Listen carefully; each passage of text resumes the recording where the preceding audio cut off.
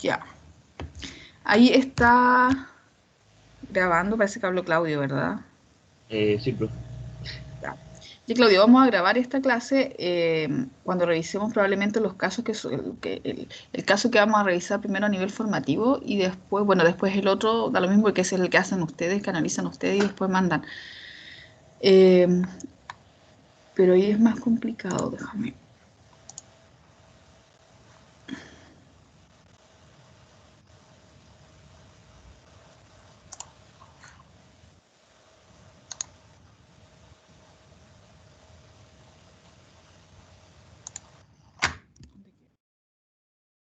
Bien, Claudio, vamos a grabar ese pedazo y después me parece que tú mismo lo puedes descargar del chat.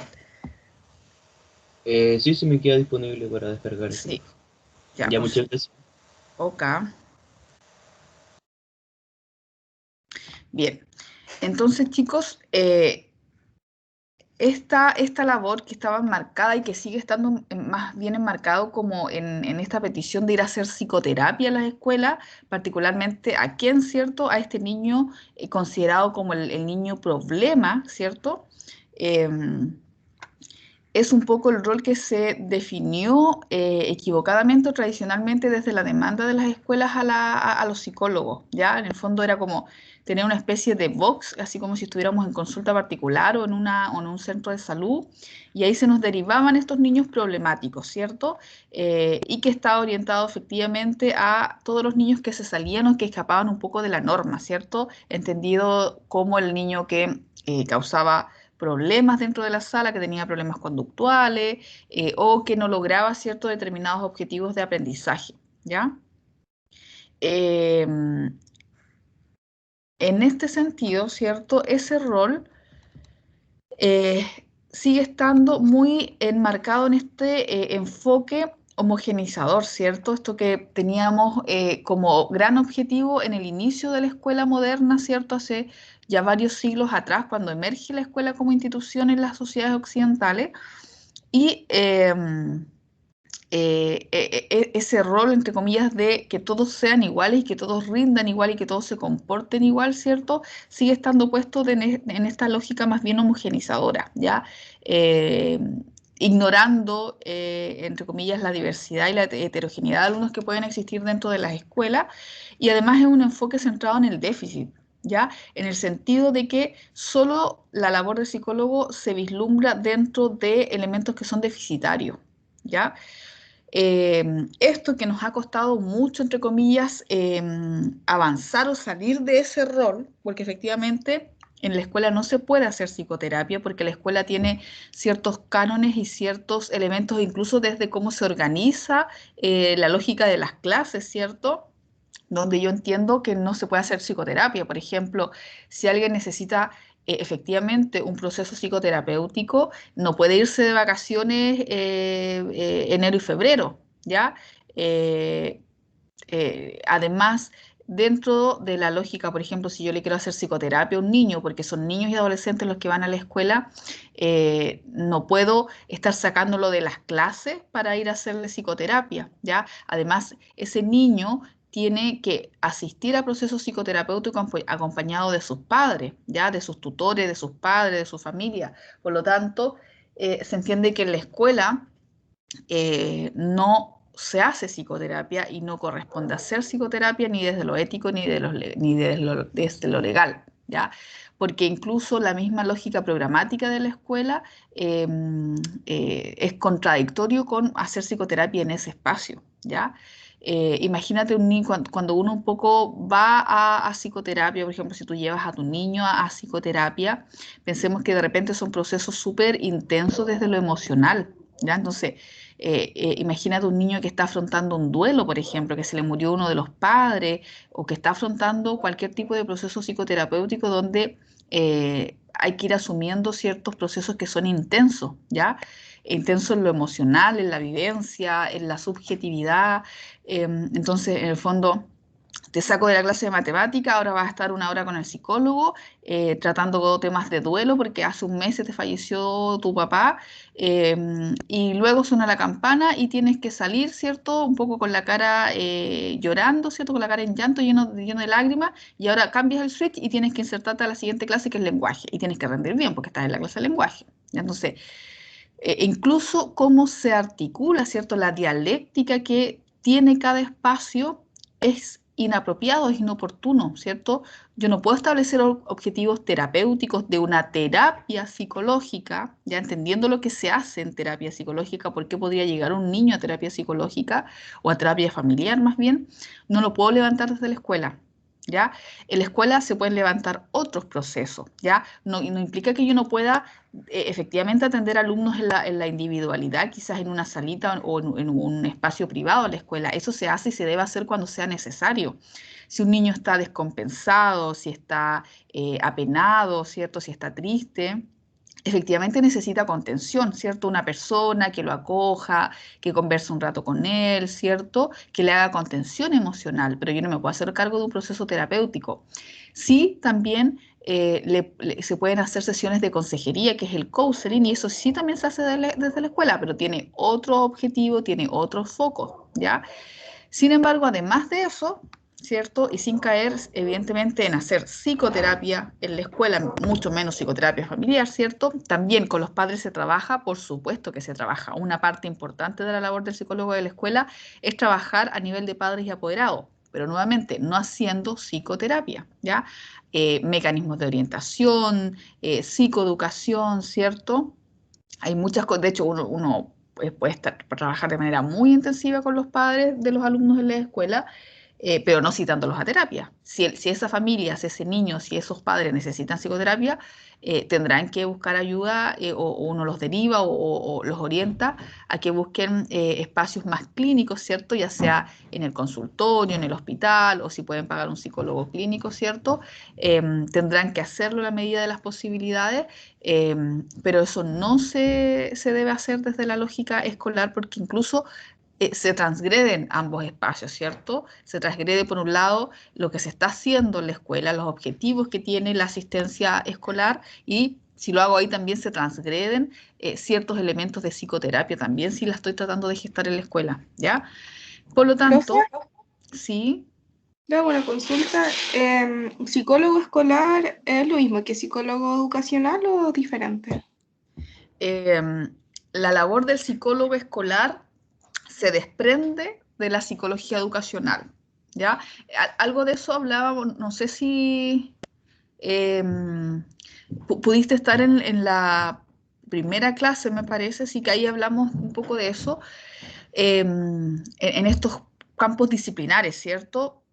Puedes encontrar algunos textos o algunos autores que describan algunas diferencias, ¿cierto? Que no haya consenso, pero por lo general el mayor acuerdo, entre comillas, como teórico que existe hoy día, es que el gran paraguas es la psicología educacional, ya como campo disciplinar.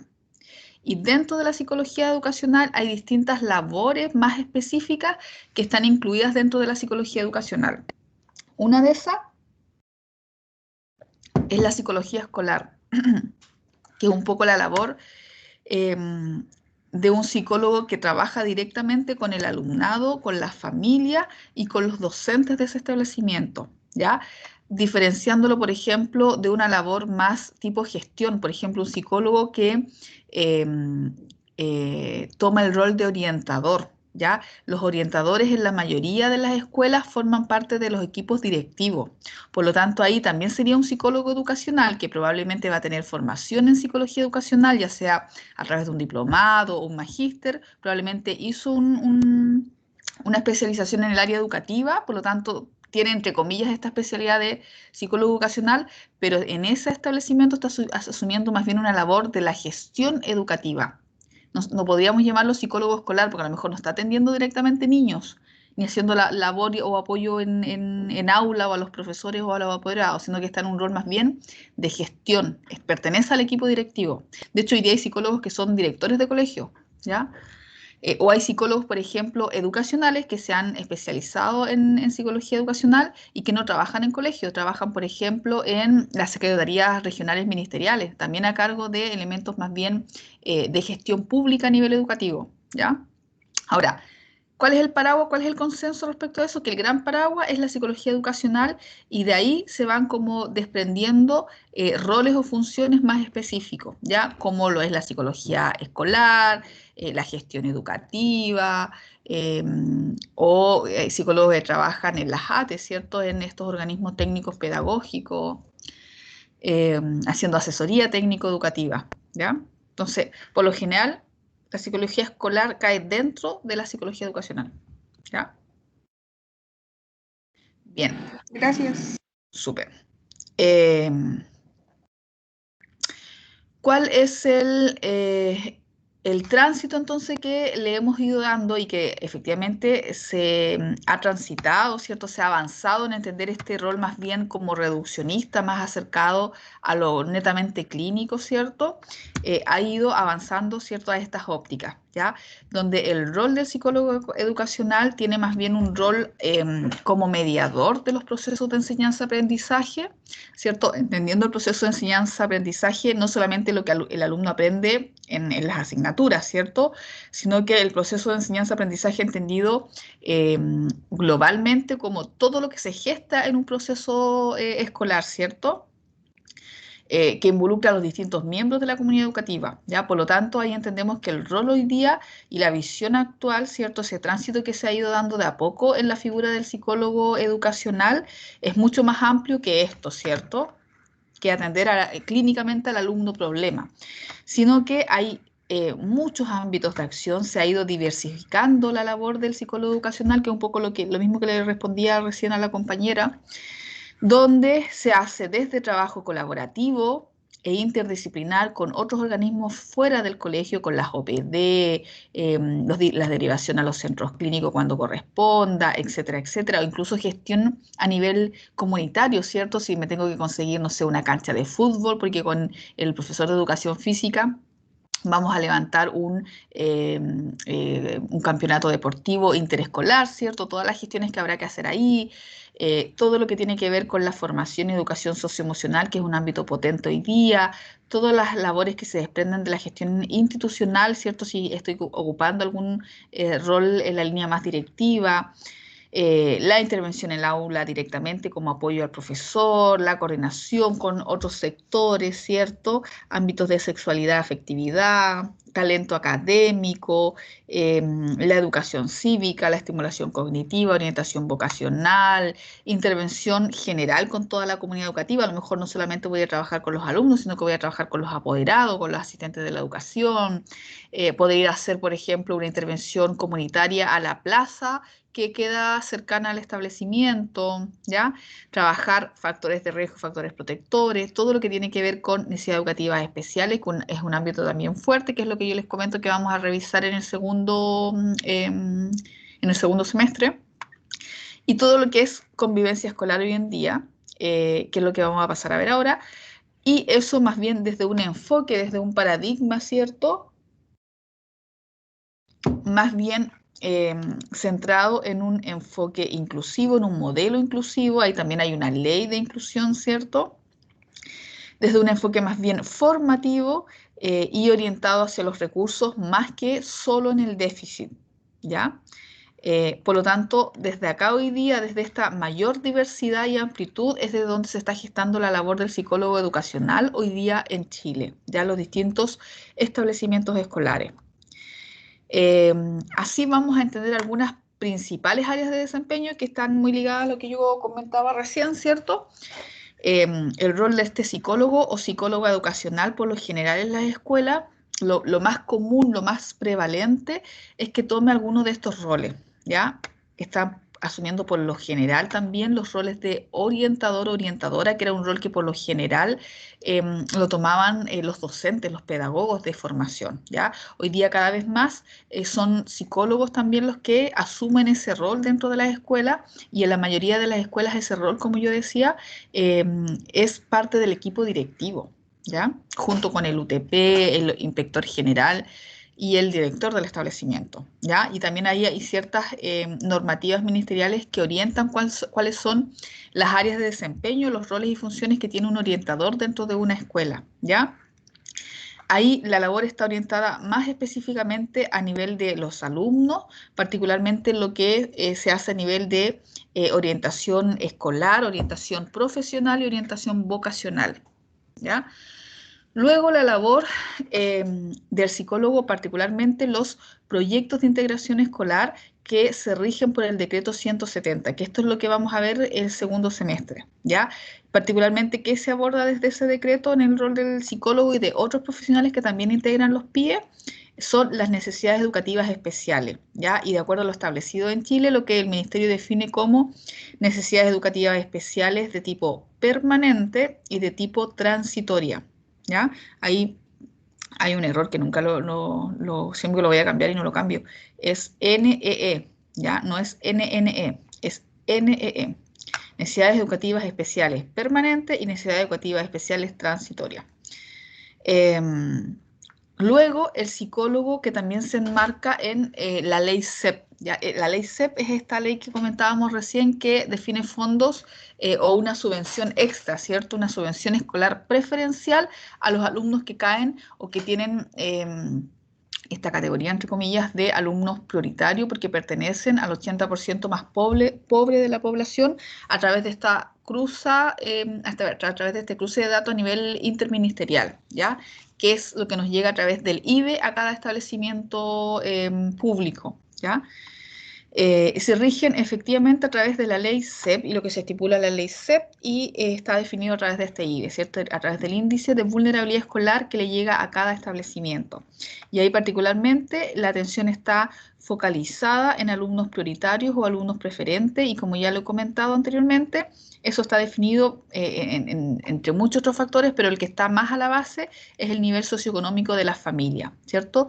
Cuánto ingreso per cápita ingresa o ingreso mensual ingresa a mi familia en función de las personas que están laboralmente activas, entendiendo que en Chile el principal indicador de acceso y de factor de riesgo asociado a la familia es el ingreso económico de esas familias. Ya eso delinea un poco cuál va a ser el factor de riesgo que van a tener esos niños. Y ahí, efectivamente, ¿cierto? Como yo comentaba, si tengo mucho IBE en el establecimiento y me llega además plata a través de la ley CEP a partir de ese IBE, tengo que establecer un plan de mejoramiento educativo, ¿ya? ¿Y en qué áreas establezco ese plan de mejoramiento educativo? En estas 5 áreas del el SAGE, ¿cierto? Que establece la ley del Sistema de Aseguramiento de la Calidad de la Gestión Escolar, ¿ya? Entonces tengo que evaluar como establecimiento esas 5 áreas, ver cuáles tengo más descendidas o más debilitadas y establecer de acuerdo a eso un plan de mejoramiento a largo plazo, ¿ya? ¿Y cómo levanto o ejecuto ese plan de mejoramiento? A través de esta subvención extra que llega por la ley CEP. Ahí por lo general no es tanto los psicólogos que trabajan, pero sí hay psicólogos trabajando en esa área, ¿ya? La siguiente área es la de convivencia escolar, y ahí los psicólogos están formando parte ya sea de los equipos psicosociales, del equipo de convivencia escolar o directamente como encargado de convivencia escolar, ¿ya? ¿Cuál es el marco que dirige esa labor? Básicamente se orienta, se dirige a través de la Política Nacional de Convivencia Escolar y la Ley de Violencia Escolar, ¿ya?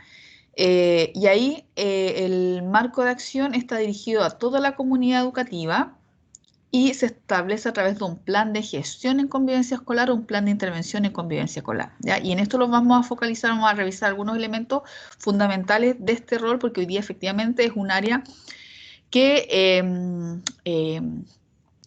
integra muchísimo profesional psicólogo a los establecimientos educacionales. Acá también, de hecho, el PIE ha venido antes que el ámbito de convivencia escolar. Por lo general, lo que más marca, lo que más ingresa psicólogo a las escuelas es el PIE, luego convivencia escolar, luego a nivel de orientadores y hay por ahí también psicólogos que forman parte de la ley CEP, ¿ya? Eso particularmente, chicos, desde la área que el psicólogo desempeña a nivel en escuelas directamente, ¿ya? Porque sabemos ahí también, como yo decía recién, puede estar trabajando un psicólogo pero a nivel de DAEM, por ejemplo, psicólogos en las coordinaciones comunales, en las secretarías ministeriales, en el mismo Mineduc, etcétera, etcétera. Dígame. ¿Cuántos psicólogos pueden llegar a haber en un colegio? Porque pongamos, yo me acuerdo que yo estudié en tal colegio, que el INSUCO, y que teníamos muchos alumnos, y habían tres psicólogas, una encargada de convivencia escolar y las otras dos que la apoyaban. Pero nunca vi más como así como una orientadora, PIE, porque también las mandaban al PIE, po. ¿Pueden También, ejercer doble labor? ¿Como sí, ser de convivencia escolar y del PIE igual? sí, sí. No es lo ideal. No es lo ideal. De hecho, lo que ha pasado muchas veces es que se contrata a una sola psicóloga y te ponen, por ejemplo, en tu carga mitad de carga, ¿cierto? 22 horas para que ejerzas como psicóloga PIE, te hacen un contrato de 22 horas o de 20 horas para el PIE y otras 20 horas o 10 horas o las que se les ocurra como psicólogo, como psicóloga encargada de convivencia escolar.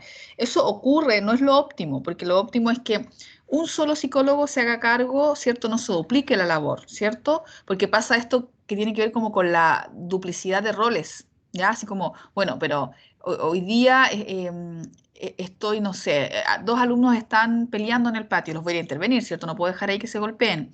Pero ahora estoy actuando como psicóloga encargada de convivencia o como psicóloga PIE. Ya no, es que hoy día en mi horario tengo a cargo las horas de PIE. Entonces, ¿intervengo o no intervengo? ¿Desde qué rol estoy actuando? ¿Ya? Eso es súper delicado, a pesar que en la práctica pasa mucho. De hecho, eh, han habido establecimientos que al inspector general, que es un rol súper importante, pero que cumple otro rol, ¿cierto? El rol del inspector general más bien es la persona que fiscaliza, ¿cierto? Que regula que uno como estudiante, ¿cierto? No transgreda el reglamento interno y que si transgredes ese reglamento interno vas a tener una sanción, ¿cierto? La sanción que está establecida en el reglamento interno, ¿ya? Por lo tanto, es un rol súper distinto. ¿Necesario? Sí, es necesario, pero es totalmente distinto, ¿cierto? Entonces, a veces, para cumplir en el papel con estas orientaciones, leyes, decretos que son del ministerio, los sostenedores hacían ya, no sé, pues el inspector que trabaja 44 horas en el colegio, ahora le vamos a hacer un contrato de 40 horas como inspector para que siga siendo de inspector y le vamos a poner en su contrato 4 horitas como encargado de convivencia escolar. Entonces es una cuestión bien bizarra, ¿ya? Y además en 4 horas como encargado de convivencia escolar no haces nada. ¿Qué puedes hacer en 4 horas? No puedes efectivamente establecer un plan de intervención sistemático, ¿ya? Eh, o a veces, no sé, po, el profesor, el pedagogo que quedaba sin cursos para el próximo año, el profesor de matemáticas, ¿cierto? Que como hoy día a veces hay menos alumnos en la escuela, ya le faltaban horas por cumplir en su contrato, ya, esas 4 horitas que les quedan volando, va a ser clases de matemática en el resto de su jornada, pero esas 4 horitas que les quedan volando va a asumir como encargado de convivencia escolar. Y a veces el profesor no tiene ni idea de lo que es convivencia escolar, pues. Se está recién enterando que existe un cargo de encargado de convivencia escolar. Entonces, claro, en la práctica vamos a ver que muchas veces estas cosas no se gestan muy bien, ¿ya? Se ha avanzado muchísimo, ¿ya? Hoy día casi todas las escuelas tienen encargados de convivencia escolar, por lo general hay gente que se ha ido capacitando, muchos de esos roles son psicólogos efectivamente, el PIE ya está mucho más organizado porque el PIE ya lleva casi más de 2 décadas funcionando en las escuelas, más o menos, sí. Pero sí, en la práctica nos podemos encontrar con muchas cosas que distan de lo óptimo, ¿ya? Y la pregunta que me hacías tú, bueno, ¿cuántos psicólogos? Hay escuelas que todavía no tienen ningún psicólogo, que no han avanzado. Hay escuelas que tienen solo un psicólogo que es por el PIE, ¿ya? Y que además el psicólogo PIE solo atiende o solo organiza su labor a esos niños que caen dentro del proyecto, ¿ya? Del proyecto de integración. Hay colegios que tienen un psicólogo PIE y un psicólogo de convivencia escolar. Hay colegios que tienen solo psicólogos en el rol de convivencia escolar. Hay psicólogos que tienen más de un psicólogo solo en convivencia escolar. Hay colegios que tienen un psicólogo nomás, que son colegios, por ejemplo, la línea como particular subvencionado y que contratan un psicólogo y dentro de la libertad que tienen los establecimientos, ¿cierto? El establecimiento a lo mejor no tiene PIE, no necesariamente está asumiendo el rol de encargado de convivencia escolar, pero hay un psicólogo y el psicólogo ahí, en coordinación con el director, con lo que se le ha designado, ¿cierto? Arma su propio esquema de trabajo, obviamente en la línea de la psicología educacional, ¿ya? Pero a lo mejor tiene un rol que no necesariamente se enmarca en estas orientaciones emanadas desde el Mineduc, tiene un ejercicio como más amplio de su rol dentro de la escuela, y eso también pasa en algunos establecimientos, ¿ya? Así que, bueno, ahí luego ustedes van a ir viendo cómo eso funciona en la misma realidad, ¿cierto? Cuando ya estén probablemente ejerciendo práctica o ya en el futuro trabajando, ¿cierto? Van a ir viendo los distintos matices que adquiere esa distinción. Bien, ¿qué otros elementos tenemos que entender, sobre todo luego para hacer diagnósticos justamente en esta área, convivencia escolar, que es lo que nos vamos a focalizar? Bueno, vamos a revisar, por ejemplo, o entender que a nivel de sello valórico, ¿cierto? Cuando uno incluso está haciendo los diagnósticos y le está sacando como la radiografía al establecimiento, cuando uno, por ejemplo, hace un diagnóstico en una persona, ¿cierto? Lo primero que uno tiene que saber son los datos de la persona, ¿cierto? Nombre, RUT, dónde vive, el tipo de familia que tiene, armamos ¿cómo se llama? Lo que uno se me olvidó, de hecho uno lo hace con los alumnos también, que no es el organigrama, es como a nivel de empresa. Ah, sí, pues el organigrama, ¿o no? Genograma. El genograma en persona. Exacto, sí, que viene de los Eso nos pasará a super. nosotros. Claro, en las instituciones hay una especie de organigrama, ¿cierto? Que es como la jerarquía. Bueno, en las familias uno arma el genograma, ¿ya? A nivel de establecimiento, un poco estos datos son los que orientan, entre comillas, si uno tuviera que armar como el organigrama o cuando uno le lleva la lógica a la familia, el genograma, ¿ya? Entonces, ¿qué datos? ¿Qué es lo primero que yo debo saber para partir un diagnóstico? Es identificar en las escuelas estos aspectos, ¿ya? Por ejemplo, el sello valórico que pueda tener una determinada escuela, que yo obviamente lo puedo sacar o inferir leyendo su proyecto educativo institucional, ¿ya? Si tiene un sello laico, religioso, un sello ecológico, etcétera, etcétera, que está básicamente plasmado en la declaración de la misión y de la visión dentro del proyecto educativo institucional. La dependencia financiera administrativa, ustedes saben que ahí existen colegios particulares pagados, que son los colegios privados, particulares subvencionados que han ido avanzando en la lógica a partir de la ley de inclusión, a partir de la lógica de que ya en el fondo no pueden ser instituciones con fines de lucro, sino que tienen que pasar a formar parte de organizaciones sin fines de lucro, ¿ya? A través de dejar, entre comillas, de ser empresa y formar como ONG. Que eran básicamente lo que históricamente conocíamos como colegios particulares subvencionados, o la otra opción, ¿cierto? Si no se transformaban en organizaciones sin fines de lucro, era pasar esos establecimientos a la dirección pública, ¿ya? Y eso ocurrió a través de la ley de inclusión que comenzó a funcionar desde el 1 de marzo del 2016. Y los establecimientos públicos propiamente tal, ¿cierto?, que están emanados dentro de la dependencia administrativa municipal, que ahora efectivamente también a partir de los últimos elementos de la reforma educativa en Chile, se está avanzando a la desmunicipalización, ya entendiendo que las municipalidades por lo general ahí no hicieron un muy buen trabajo administrando establecimientos educacionales. Pero esto es importante, ¿cierto? Definir y entender cuál es la dependencia financiera administrativa, el tipo de enseñanza que se gesta a partir de una determinada escuela o establecimiento. Y ahí básicamente en Chile tenemos dos opciones, la educación regular y la educación especial, ¿cierto? En la educación especial básicamente están las escuelas especiales y las escuelas de lenguaje, ¿ya? Las escuelas especiales brindan enseñanza especial con un currículum distinto a niños hasta los 26 años, ¿cierto? Entendiendo que son personas que pueden tener algún tipo de discapacidad significativa, ya discapacidad física o discapacidad mental de tipo grave, son los que quedan, entre comillas, susceptibles a participar en la educación especial a través de escuelas especiales, ¿ya? Incluso hay centros laborales, cuando ya son personas más grandes, pasan los 18, 20 años, se les hace en la medida que se puede formación laboral, ¿cierto? Para que aprendan un oficio. Y pueden estar en esas escuelas especiales hasta los 26 años. Y las escuelas de lenguaje, que más bien son como formas alternativas de kinder, ¿cierto? Niños que tienen algún tipo de trastorno del lenguaje que están muy retrasados en la adquisición del habla, tanto expresiva como comprensiva, quedan establecidos en estas escuelas de lenguaje, ¿ya? Pero solamente son para niveles que están antes de la escolaridad propiamente tal, ¿cierto? Antes de ingresar a primero básico. Y luego todo lo que corresponde a la educación regular propiamente tal, ¿cierto? Y ahí vamos a tener dos tipos de enseñanza esencialmente, lo científico-humanista y lo técnico-profesional. Y niveles de enseñanza, ¿cierto? En Chile tenemos establecido el preescolar, la enseñanza básica y la enseñanza media, ¿ya?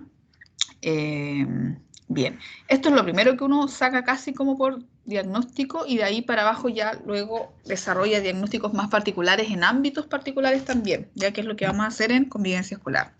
Y hay algunas conceptualizaciones importantes que van a ir apareciendo ya desde los mismos diagnósticos, ¿cierto? Y que nos van a acompañar también el próximo semestre y que también uno después cuando trabaja sí o sí se las tiene que, de hecho uno se las termina aprendiendo por el mismo ejercicio, ¿cierto? Pero entender cuando hablamos de un PME o de un PAME, que eso básicamente la sigla alude a un plan de mejoramiento educativo, la LEGI, que es la Ley General de Educación, el SAGI, que es el Sistema de Aseguramiento de la Calidad de la Gestión Escolar, el PI, que es el Proyecto Educativo Institucional, no confundir con el PIE, ¿cierto? Que es el Proyecto de Integración Escolar, que algunas escuelas lo tienen y otras no, porque es dependiendo si la escuela quiere o no levantar un proyecto interno que dé cobertura a niños con necesidades educativas especiales, ¿ya?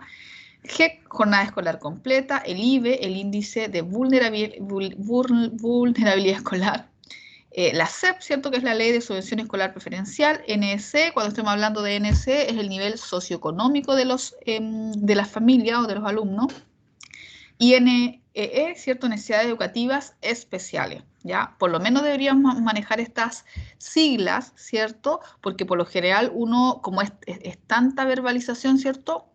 Por lo general se usan en modo sigla. Entonces, cuando aparezca en un documento, cuando alguien te hable, por ejemplo, oye, mira, ese colegio tiene GEP, uno tiene que saber qué es lo que es GEP, ¿cierto? O te digan, no, mira, ese colegio no tiene GEP y tiene un PME de aquí a 3 años, ¿ya?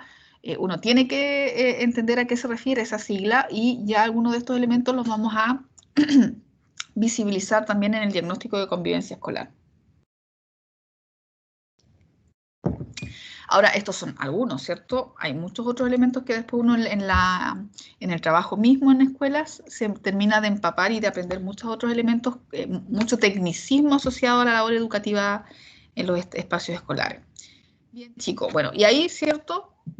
Finalizamos con esa pregunta, no la vamos a desarrollar porque un poco ya lo hemos ido comentando, qué otras áreas, ¿cierto? ¿Qué otras áreas de acción o roles puede ir asumiendo también un psicólogo educacional en el marco de ni siquiera en un establecimiento, ¿cierto? En el marco de la labor educacional en Chile?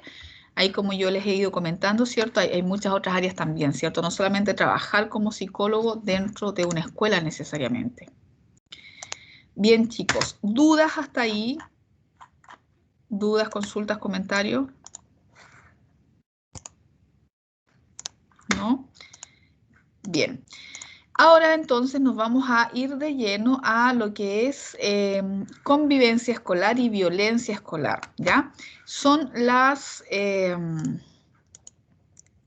yo tengo las 10:10. ¿Prefieren que hagamos un break ahora que vamos a pasar a otro tema o avanzo, sigo avanzando y hacemos el break después? ¿Qué prefieren?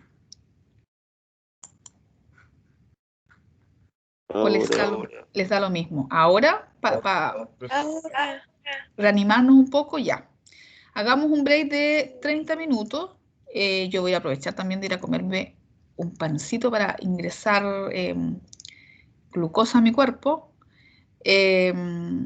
Y nos juntamos y son las 10:12 a las 10:20.